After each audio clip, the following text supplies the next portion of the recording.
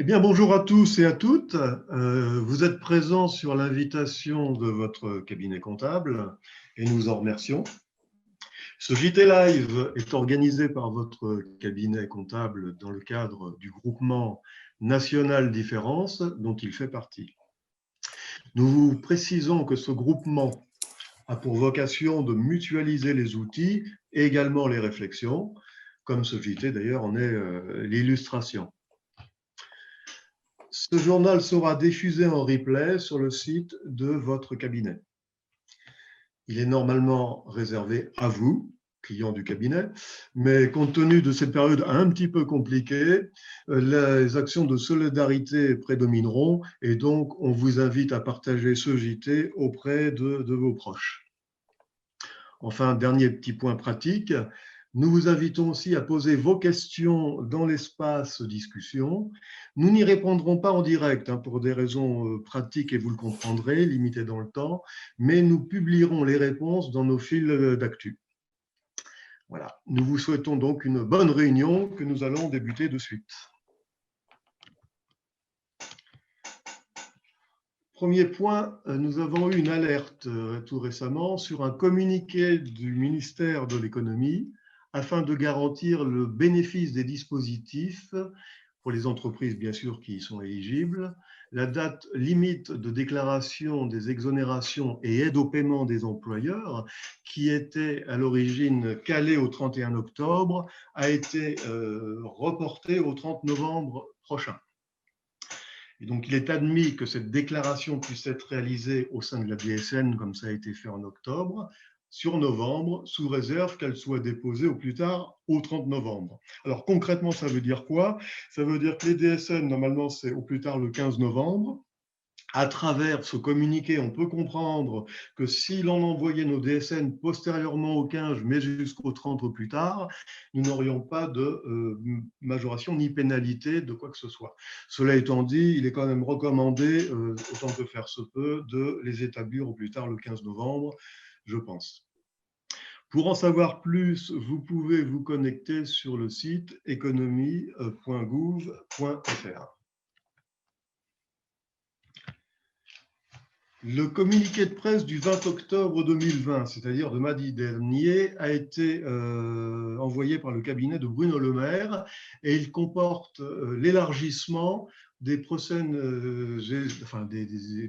échéances sociales dont je parlais, du 5 au 15 novembre prochain, sur les reports de cotisation URSSAF, on comprend bien URSSAF, uniquement URSSAF, est possible sans aucune formalité pour les employeurs concernés par les nouvelles mesures sanitaires. Alors, ça concerne les employeurs qui subissent une interruption ou restriction de leur activité dans la zone de couvre-feu. Ça concerne donc les cafés, hôtels, restaurants, les salles de sport, de spectacle, de cinéma, entre autres. Les employeurs en dehors de la zone de couvre-feu qui subissent des fermetures. On pense bien sûr aux discothèques au niveau national, mais également aux festivals, par exemple. Ces reports ne donneront lieu à aucune pénalité ou majoration de retard. Les cotisations reportées donneront lieu à des plans d'appurement pouvant aller jusqu'à 36 mois et ce sera à l'initiative des URSSAF. Là aussi, pour plus d'informations, je vous invite à vous rendre sur le site mesure-covid19.ursaf.fr. Je reviens sur le communiqué précédent du 8 octobre du cabinet de Bruno Le Maire, qui avait donc prononcé l'élargissement du fameux plan tourisme qui avait été mis en place mi-mai 2020. Cet élargissement s'ouvre à d'autres secteurs concomitants au tourisme, à l'événementiel, au sport et à la culture. Alors, il y a 6 secteurs qui ont été développés. Ils ne sont pas limités puisque j'ai vu hier qu'il serait probablement fortement possible que ce soit élargi. Il faut savoir qu'à l'heure où l'on vous parle, nous n'avons que des communiqués et très peu de décrets qui ont été établis. Donc, nous attendons ces décrets qui vont définir les champs exacts de ces mesures. Et ça, c'est important puisque pour l'instant, tout se fait, je dirais, au fil de l'eau et chaque jour qui passe a son lot de nouveautés. Les 6 champs sont les commerces non alimentaires des zones touristiques internationales, les entreprises du tourisme de savoir-faire détenant certains labels, les bouquinistes des quais de Paris, c'est assez ciblé, les entreprises de fabrication de matériel scénique, audiovisuel et événementiel, les prestataires de services spécialisés dans l'aménagement des stands, les graphistes travaillant dans l'événementiel. Ces détails d'élargissement du plan tourisme est normalement mis en ligne sur le site internet du ministère de l'Économie et des Finances et de la Relance. J'y suis allé hier, il n'était pas à jour, je pense qu'il devrait l'être incessamment sous peu. Ces entreprises qui ont donc le droit à ces élargissements bénéficieront du fonds de solidarité, de la prise en charge à 100% de l'activité partielle, et ce jusqu'au 31 décembre 2020, des exonérations de charges sur la période de février à mai 2020. Sur le fonds de solidarité, je vais passer rapidement sur ce slide. Il sera avantageusement développé par Guillaume lors de son intervention et je vais prendre le point suivant qui est la prise en charge à 100% de l'activité partielle jusqu'au 31 décembre 2020. Donc, une prise en charge à 100% de l'activité partielle jusqu'à la fin de l'année pour les secteurs S1 et ceux dépendant des secteurs S1, c'est-à-dire les secteurs S1 bis. Je rappelle que les secteurs S1 sont les secteurs très fortement impactés et les secteurs S1 bis sont les secteurs connexes au secteur S1 qui subissent par conséquence les difficultés du secteur S1. Ces secteurs S1 et S1 bis figurent en annexe de l'instruction du 22 septembre 2020 sur le site du ministère de l'Économie, des Finances et de la Relance. Alors, je ne vais pas rentrer dans le détail, il y a tout un listage de secteurs, de ces secteurs S1 et donc S1 bis.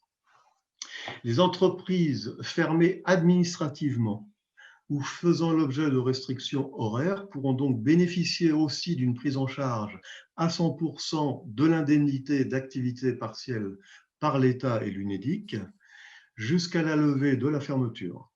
Cela représente donc à peu près 100% du salaire net pour les salariés au SMIC et environ 84% du salaire net dans la limite de 4 SMIC et demi.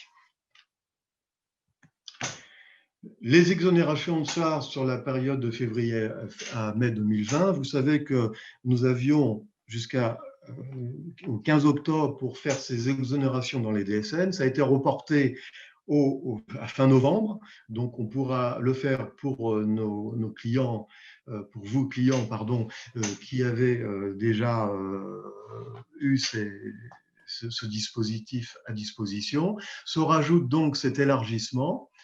Les TPE, PME fermées administrativement et les entreprises faisant l'objet des restrictions horaires qui ont une perte de chiffre d'affaires supérieure à 50% bénéficieront d'une exonération de cotisation sociale, d'URSSAF, je précise, pendant la période de fermeture ou de restriction. En attendant que la mesure réglementaire soit prise, on attend toujours les décrets, ces entreprises pourront demander le report de leur cotisation pendant la période concernée.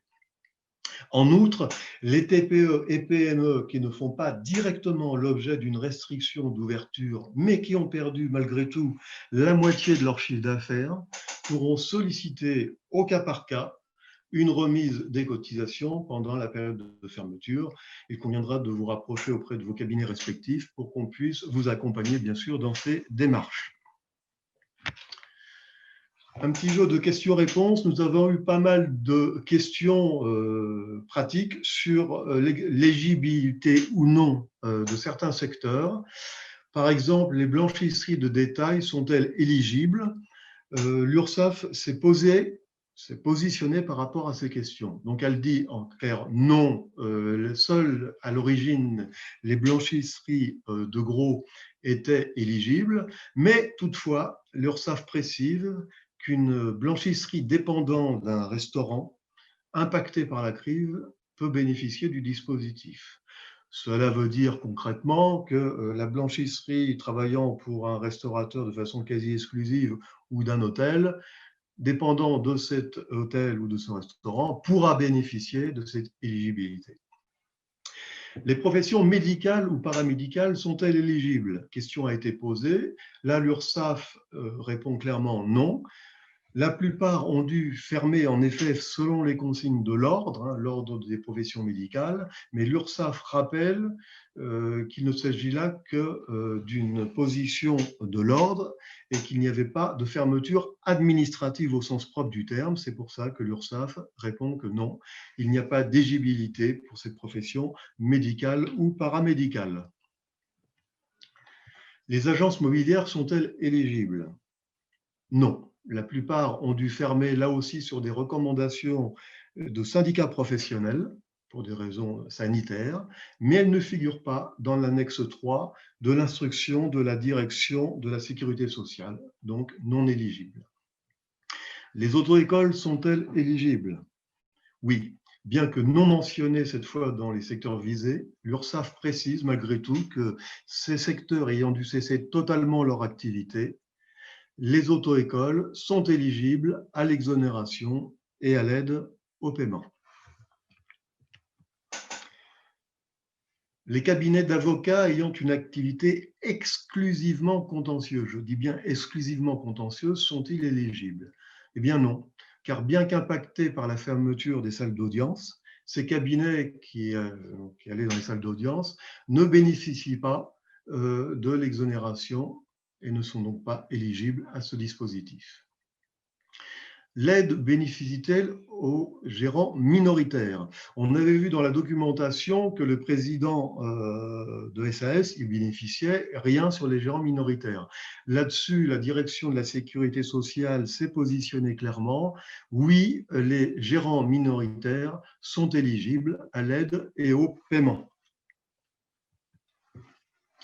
L'aide est-elle réservée aux mandataires sociaux se versant une rémunération? Oui, le mandataire bénéficie également de cette éligibilité. L'instruction de la direction de la sécurité sociale l'a bien précisé, il n'y a pas de souci à ce niveau-là. Par contre, le moment du versement de la rémunération au mandataire a-t-il un impact sur le bénéfice de l'aide? Et là, oui, tout à fait. Pourquoi? Parce que la sécurité sociale indique que l'aide n'est due qu'au titre des périodes de crise sanitaire.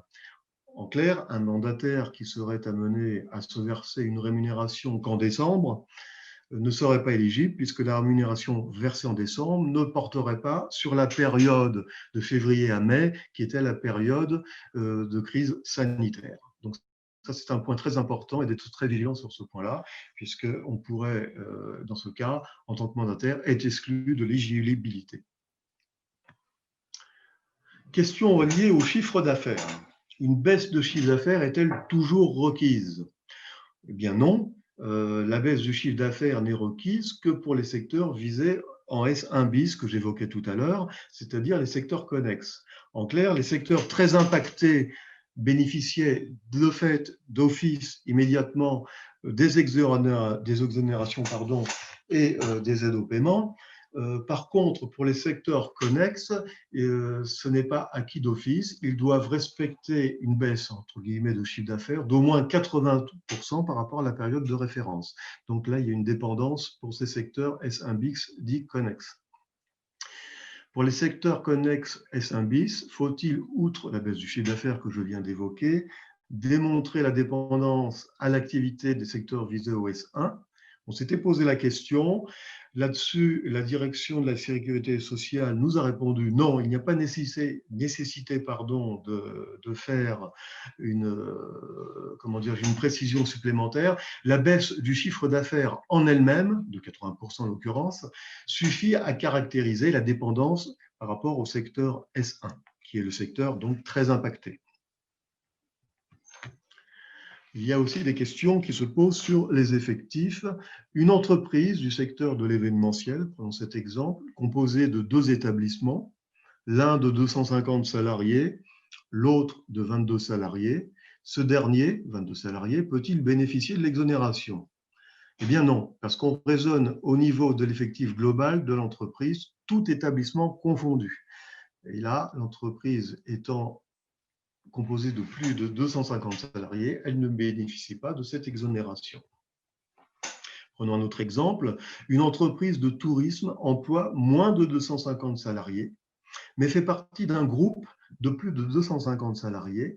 L'entreprise est-elle éligible à exonération?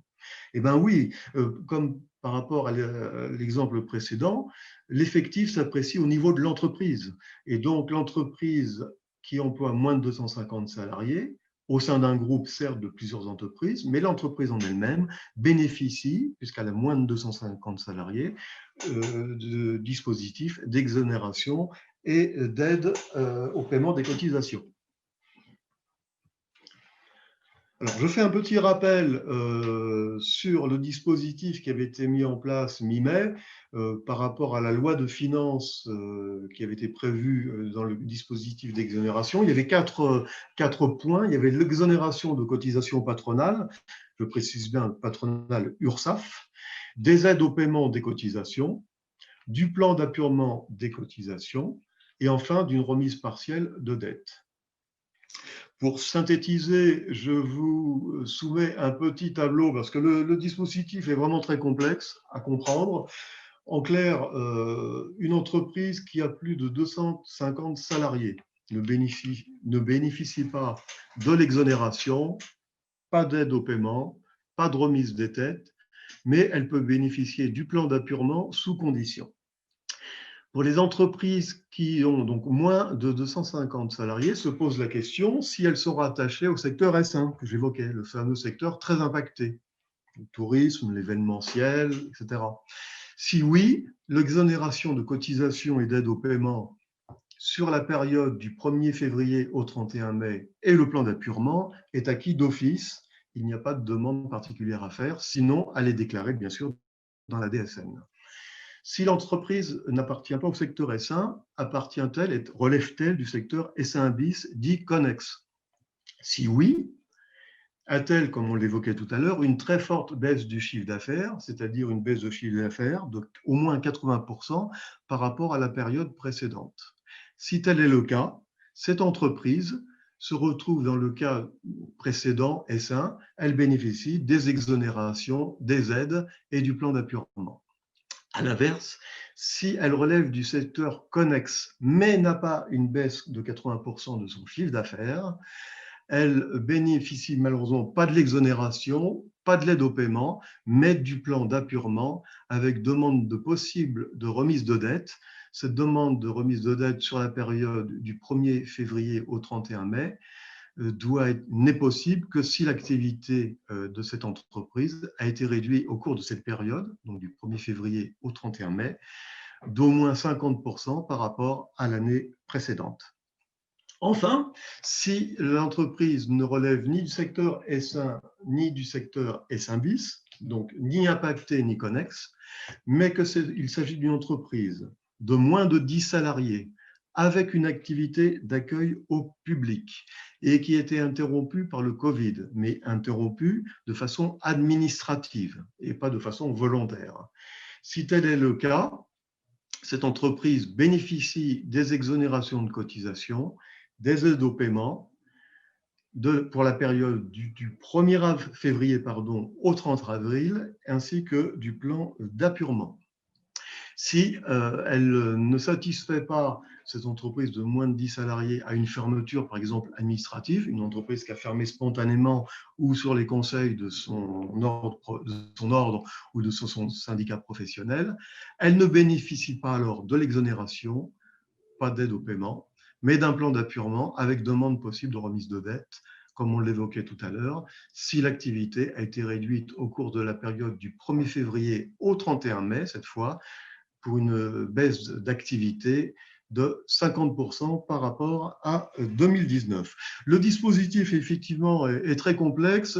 Je pense que ce schéma est assez aidant pour essayer de se situer par rapport à ces aides qui sont possibles. Alors, c'est valable aujourd'hui. Demain, ça va sans doute encore évoluer. Chaque jour, nous avons des annonces, des communiqués de presse du cabinet de Bruno Le Maire, du gouvernement, et nous sommes aussi beaucoup en attente de décrets, donc on a un gros décalage.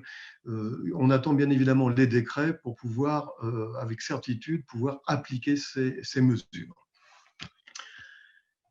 Pour vous permettre de vous y retrouver un petit peu, vous aurez des références documentaires liées donc à la direction de la sécurité sociale qui précisent pas mal de choses sur les secteurs d'activité, l'éligibilité ou non dans certains secteurs d'activité, les communiqués de presse que j'évoquais tout à l'heure du 8 octobre et du 20 octobre du cabinet de Bruno Le Maire, ainsi que du site sur le ministère de l'économie et des finances où vous avez pas mal d'informations sur les dispositifs. Alors, nous attendons les mises à jour. Comme je vous dis, on est vraiment en live, c'est le cas de le dire, et il y a toujours un petit retard, tant sur les décrets que sur les mises à jour sur ces sites, mais enfin, néanmoins, il faut aller les consulter régulièrement. Voilà, je vous remercie d'avoir suivi ce premier volet. Je cède la parole à Guillaume pour la partie financière et fiscale du dispositif Covid. Merci à vous. Je te remercie, Serge. Bonjour à toutes et tous. Alors, juste un petit point technique. Serge, tu pourras arrêter le partage du document? Oui. Si ça te convient pas, je te remercie. Alors, je le fais tout de suite. Attends, je vais essayer de le faire.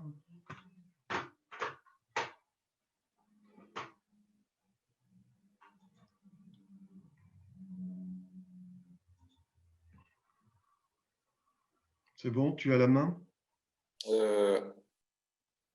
Oui, c'est bon. Voilà, c'est parfait.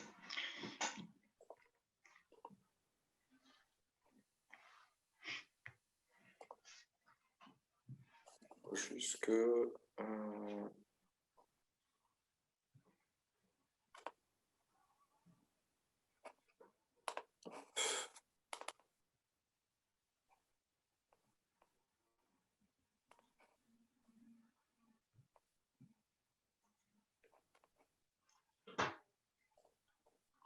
Est-ce que tu as la main?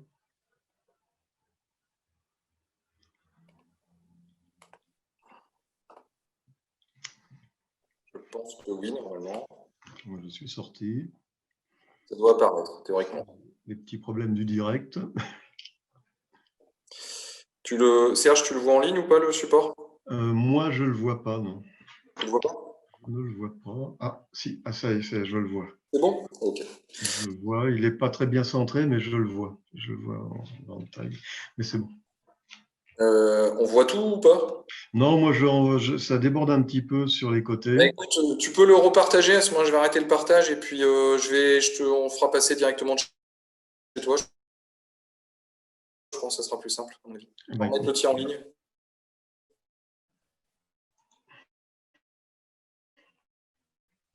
Parfait. C'est partager. Alors, attends, que je le retrouve. Voilà. Parfait, je te remercie. Tu me diras, j'avancerai. À ce moment-là, oui, je te remercie, Serge. Donc, alors moi, je vais aborder dans la partie plutôt financière et fiscale, en fait, hein, faire un focus et un point d'étape sur la situation actuelle, puisque comme l'a évoqué Serge pour la partie sociale, ça évolue tous les jours, hein, ou quasiment tous les jours. Donc, sur les différentes dispositions qui sont en place, parce qu'il y en a énormément sur la partie aide aux entreprises, hein, donc on a essayé d'être le plus exhaustif possible, mais bon, forcément, notamment les dispositions spécifiques n'apparaîtront pas, on en reparlera dans la dernière partie.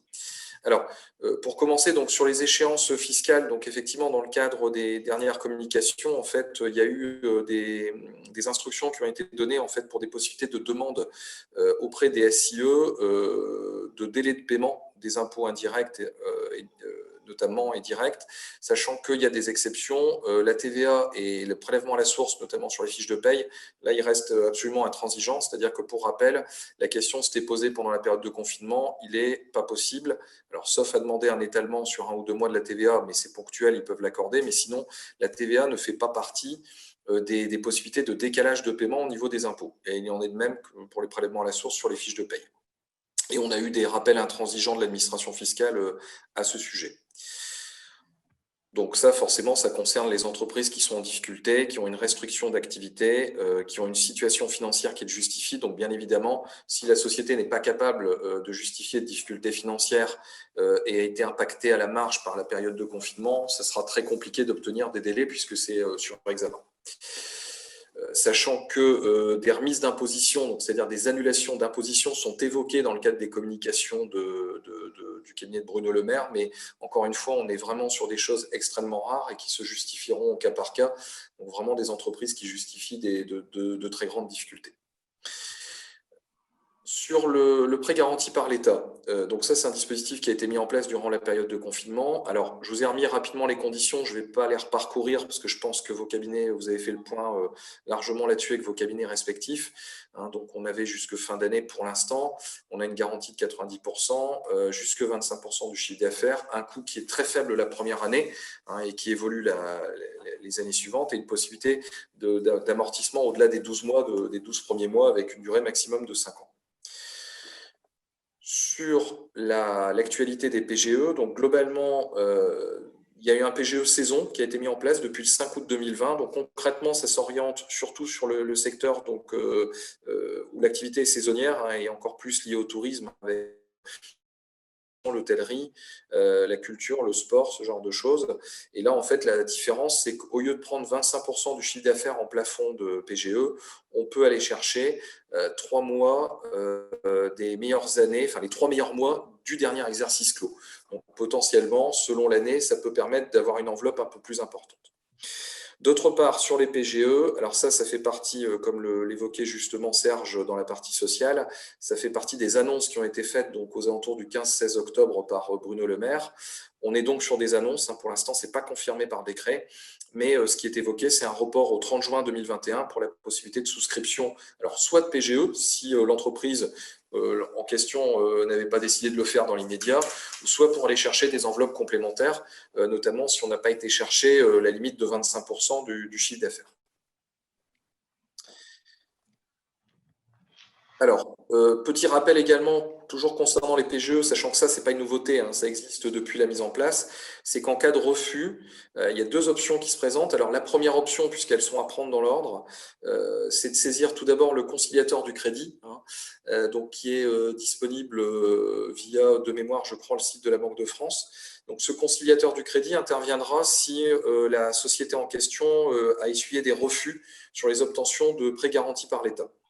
Donc, dans ce cas-là, il y a une intervention de sa part. Alors, généralement, il y a des documents complémentaires à préparer sur les prévisionnels de trésorerie, puisque souvent, quand il y a un refus de PGE, c'est qu'il y a des raisons particulières inhérentes au dossier. Et donc, généralement, il y a nécessité de monter un dossier complémentaire. Si jamais cette étape-là ne fonctionne pas, sachant qu'il faut quand même avoir à l'esprit que ça peut fonctionner. On a eu le cas de dossiers pour lesquels l'intervention du conciliateur a permis de résoudre le souci. Donc, il ne faut pas hésiter à faire appel au conciliateur et généralement, les délais de retour et de réaction sont assez rapides. Si jamais cette étape-là ne fonctionnait pas, il y a un comité départemental, donc on appelle le CODEFI, départemental d'examen des problèmes de financement des entreprises, qui a la possibilité également d'intervenir, mais sous 2 conditions. Première, bien évidemment, le refus du PGE, et d'autre part, si l'intervention du conciliateur s'est soldée par un échec. Dans ce cas-là, ils ont possibilité d'octroyer donc des conditions de prêt, alors sous certaines conditions spécifiques, je ne m'y attarderai pas, la documentation étant disponible en ligne, sachant qu'il faut bien évidemment justifier du caractère viable de l'activité. Donc une entreprise qui serait vraiment en grande difficulté et qui n'a pas trop de perspectives, cette solution-là ne fonctionnera pas forcément. Alors, Le fonds de garantie, donc petit rappel, donc actuellement on a un système de fonds de garantie qui existe encore, hein, qui est toujours activé, alors qui est certes un peu moins important que ce qu'il avait été et moins étendu que ce qu'il avait été pendant la période du confinement, mais qui néanmoins existe toujours pour un certain nombre de secteurs qui ont été listés. Donc c'est un décret du mois d'août 2020 qui fixe les secteurs en question et notamment qui s'intègre aussi dans le cadre de ce que le gouvernement appelait en fait le plan tourisme également. Alors, ce décret, globalement, on retrouve toujours la baisse de 50% du chiffre d'affaires ou être concerné par des fermetures administratives, sachant que ça, je ne vais pas revenir sur les conditions, hein, il y a deux niveaux, il y a toujours les 1 500 € en première barrière et deuxième barrière, une aide un peu plus importante sur justification et sur dossier. Ce qui est important là ici, c'est que quand on vous parle de seuil de variation de chiffre d'affaires, ce qui est impératif, c'est vraiment de vous rapprocher de votre cabinet, de vos cabinets respectifs, puisque la condition d'évolution du chiffre d'affaires n'est que la première condition du décret. Et ça a toujours été le cas depuis le début dans la philosophie, c'est qu'on a une condition de variation du chiffre d'affaires ou de fermeture administrative, mais derrière ça, les décrets contiennent d'autres sous-conditions. On a notamment des plafonds de bénéfices. On va retrouver également le fait que, par exemple, s'il y a des perceptions en fait s'il y a des perceptions en fait de revenus ou notamment pour les dirigeants d'indemnités de pension de retraite en parallèle de l'activité, ça peut remettre en cause la perception du fonds de solidarité. Donc surtout, c'est assez complexe, hein, c'est un peu comme la partie sociale, et j'allais dire, c'est du cas par cas. Pour chaque société, en fait, il faut aborder. Alors, en ligne, il y a un outil du gouvernement qui permet de poser également un peu les critères de l'entreprise et qui permet de dire si on y a droit ou pas droit. Donc, les décrets étant assez complexes sur le sujet. Alors, les actualités, donc, ce sont des annonces dont Serge avait déjà évoqué sur les slides précédents. Donc, le 8 et 16 octobre, le gouvernement a évoqué des pistes en fait en deux étapes. Donc là, je parle déjà du 8 octobre, mais on l'a déjà évoqué. Alors, c'est l'élargissement à certains secteurs qui ont été repris dans les slides précédents, dont vous avez la liste en présentation. Alors, l'idée, ça serait en fait toujours pareil, donc on aurait toujours cette évolution de 50% du chiffre d'affaires pour l'aide de 1 500 € sur le volet 1, et on aurait également pour des pertes supérieures à 70%, donc ça pour l'instant c'est ce qui avait été annoncé le 8 octobre, pour l'accès 2 au niveau 2, donc avec des aides plus importantes, donc notamment les 10 000 € jusque 10 000 € qui ont été évoqués, par exemple au moment de l'annonce des couvre-feux pour les restaurants. Alors, j'ai mis entre parenthèses potentiellement 50%, j'en parlerai juste après, c'est qu'effectivement les annonces du 16 octobre, dont le slide suivant, évoquent un abaissement du seuil également pour ces aides complémentaires. Sachant qu'il y a toujours des aides spécifiques intensifiées lorsqu'on est concerné en fait par une fermeture administrative, où là les 10 000 € s'appliquent, mais calculés au prorata en fait selon la durée de période concernée et dans la limite toujours de 10 000 € bien évidemment. Alors sur les annonces du 16 octobre, donc ce qu'on évoquait, c'est qu'effectivement, ce qui a été évoqué, c'est pour les zones qui sont concernées par le couvre-feu, par les couvre-feux, donc notamment, alors toujours pareil, moins de 50 salariés, mais qui auraient perdu 50% de leur chiffre d'affaires par rapport à 2019. Donc là, on aurait le taux qui serait ramené à 50% dans cette condition-là. Et par ailleurs, en fait, elles pourraient également bénéficier, bien évidemment, d'aide de 1 500 € jusqu'à la fin de la période de couvre-feu. Alors, deux points d'attention quand même, trois points d'attention que j'ai précisés en bémol. Donc, d'une part, cette disposition, en fait, normalement, devrait concerner l'ensemble des entreprises, quel que soit leur secteur d'activité. C'est ce qui est prévu dans les annonces. Maintenant, à suivre dans le cadre du décret, mais dès lors qu'elles sont concernées par le couvre-feu ou impactées par le couvre-feu. La vigilance sur les critères secondaires également, donc ça je vous en ai déjà parlé, donc c'est surtout les décrets sont complexes pour le fonds de solidarité. La question de variation du chiffre d'affaires n'est que la première condition, enfin la principale condition, ou de fermeture administrative. Et derrière, il y a d'autres conditions à examiner, donc prudence sur ce sujet. Et dernier sujet, ce sont les décrets qui sont en train de paraître, mais des décrets préfectoraux de couvre-feu. Puisque là, ce qui avait été évoqué, c'était surtout axé sur les décisions gouvernementales pour les grandes métropoles. Bon, a priori, les premiers retours qu'on a eus, alors qu'ils sont assez récents hier ou avant-hier, normalement, mais encore une fois, ce sont dans les discours et pas dans les écrits, les arrêtés préfectoraux devraient suivre, c'est-à-dire que les couvre-feux, il n'y aurait pas de distinction entre les arrêtés préfectoraux, les arrêtés des préfectures et les arrêtés concernant les métropoles. Maintenant, ce point-là n'est pas clairement écrit. Donc pour l'instant, par exemple pour j'allais dire les villes de province, les villes secondaires de province, on a l'arrêté préfectoral, mais on ne sait pas exactement quels seront les accès au fonds de solidarité par rapport à ça, pour ces villes-là, et notamment liés au couvre-feu.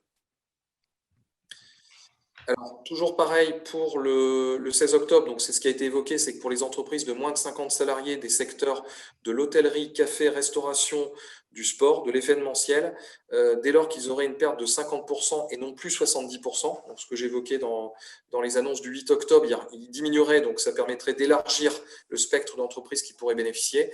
Là, on aurait l'aide de 10 000 euros, donc, qui a été évoquée largement par le cabinet de Bruno Le Maire, pour aider justement les restaurants qui sont concernés par ces problématiques de couvre-feu liées aux pertes de recettes. Et d'autre part, ce qui a été énoncé aussi, c'est que normalement l'aide au niveau des 10 000 euros ne devait pas dépasser 60% du chiffre d'affaires pour les aides, mais a priori ce plafond de 60% serait supprimé dans le cadre du décret. Alors, dans les autres mesures également, pour rappel de ce qui existe, c'est qu'on a un process d'annulation des loyers et des redevances d'occupation du domaine public qui sont dus, mais ce qu'on appelle aux bailleurs nationaux, donc notamment en lien avec l'État, où c'est l'État qui intervient pour la location, pour tout ce qui est petite entreprise et TPE du secteur du tourisme, restaurant, hôtellerie, événements sportifs, et relatif à la période de fermeture administrative. Donc par rapport à ça, toujours pareil, on est bien dans le cadre, on n'est pas dans le cadre de bailleurs privés, bien évidemment, on est dans les cadres de bailleurs nationaux. Donc il faut faire attention à ne pas commettre de confusion par rapport aux bailleurs privés. Il n'y a pas, pour l'instant, il n'y a pas c'est un sujet qui est toujours d'actualité, mais il n'y a pas vraiment pour l'instant, le gouvernement ne s'aventure pas trop sur le terrain. Pour le report des échéances de crédit, donc il y a une possibilité également pour les PME du secteur touristique d'avoir un report de crédit au niveau des emprunts un peu plus long que ce qui était prévu initialement avec les 6 mois.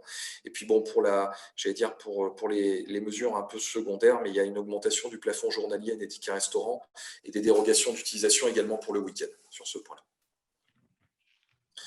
On a également, donc toujours pareil, alors ça c'est notamment la BPI qui a mis ça en avant, puisque la BPI peut être amenée, et vous êtes peut-être concerné, à bénéficier d'emprunts BPI. Donc la BPI communique là-dessus pour des possibilités de renégociation des termes d'endettement. Donc c'est notamment bien évidemment pour les acteurs bancaires, mais c'est surtout BPI qui communique là-dessus, et sur les emprunts directement estampillés BPI. Les aides régionales, donc là je vous ai mentionné parce que ce qu'il faut être aussi assez vigilant, c'est toujours d'actualité, c'est que sur les portails donc régions, conseil régional ou également des communautés urbaines des zones où vous vous situez, on a toujours des aides, alors qui sont souvent plus modestes que ce que peut apporter au niveau bien évidemment des aides gouvernementales, mais souvent qui sont ponctuelles, c'est-à-dire qui reviennent. Alors actuellement, par exemple, si je prends l'exemple de la communauté urbaine d'Arras, où nous situons, on a par exemple un système d'avance remboursable pour les entreprises, donc c'est sur dossier. Alors c'est très ponctuel, il faut surveiller régulièrement, c'est pour ça que je voulais préciser. Et d'autre part, il faut aller assez vite pour les dossiers, puisque ce sont des aides, souvent l'enveloppe étant limitée, sont des aides qui, c'est premier arrivé, premier sorti, donc c'est des choses sur lesquelles il faut être assez réactif. Et je vous renvoie là-dessus sur vos cabinets respectifs, en lien avec vos régions et vos communautés urbaines dont vous dépendez. On a également toujours la possibilité des modulations, également la souplesse de la part des impôts pour les modulations des taux et des acomptes de prélèvement à la source pour les dirigeants également là-dessus. Et ensuite, on a toujours également pour info, même si l'aide est limitée à 1 500 euros, on a toujours une aide Agir Carco, parce que c'est un peu les les dirigeants qui ont été un petit peu oubliés dans le process, c'est pour les mandataires, notamment présidents de SAS. Il y a possibilité d'avoir une toute petite aide de la part de l'Agir Carco, encore une fois sur dossier, donc ce n'est pas automatique. Alors, dernier point, on a également un plan de soutien. Alors, c'est dans le cadre du plan de relance qui est organisé par le gouvernement. Donc, en fait, il y a un certain nombre de secteurs qui ont été mis en avant. Donc, tout ce qui est commerce de proximité, l'artisanat, les indépendants, le secteur du livre, le secteur du BTP, l'aéronautique, les entreprises de technologie au sens technologie souveraine, c'est-à-dire stratégique pour le pays, et également le secteur automobile. Donc là-dessus, en fait, je vous ai fait un report sur le site du ministère de l'économie. Je pouvais pas, en termes de temps, faire la liste de toutes les mesures, mais disons que pour chacun de ces secteurs, il y a des mesures. Alors, qui ne sont pas forcément des mesures d'urgence en termes de trésorerie, mais qui vont être des mesures d'aide au développement ou à la redynamisation. Donc, il y a des mesures diverses, des enveloppes qui ont été libérées pour chacun de ces secteurs d'activité-là. Donc, pour cela, je vous réfère directement. Vous y avez un accès direct sur le site du ministère de l'Économie et il détaille parfaitement les mesures qui sont mises en place pour chaque secteur d'activité. Donc voilà pour la partie fiscale et sociale. Alors, en synthèse, je dirais que s'il faut retenir, je ne vais pas vous faire le résumé de tout ce qui vous a été exposé. Je pense que ce qu'il faut retenir, c'est une grande complexité sur les dispositions qui sont mises en place quand même. Donc ça, c'est le premier point. Et deuxième point, une mise à jour régulière, ce qu'évoquait Serge, c'est-à-dire que tous les jours ou quasiment tous les jours, ça évolue. Et ce qu'il faut faire très très attention, c'est qu'on a beaucoup d'effets d'annonce, et c'était déjà le cas pendant la période de confinement, et avec des délais qui sont quand même plus ou moins longs entre l'annonce et le décret qui fige vraiment les critères de l'aide ou du dispositif. Donc, tant que les décrets ne sont pas parus, clairement, c'est compliqué de se positionner et de savoir si on aura droit à telle ou telle aide. Maintenant, il est primordial de fait de vous rapprocher et de ne pas hésiter à vous rapprocher de vos cabinets respectifs là-dessus, puisqu'en fait, c'est une veille que nous, on mène au quotidien sur les parutions de décrets.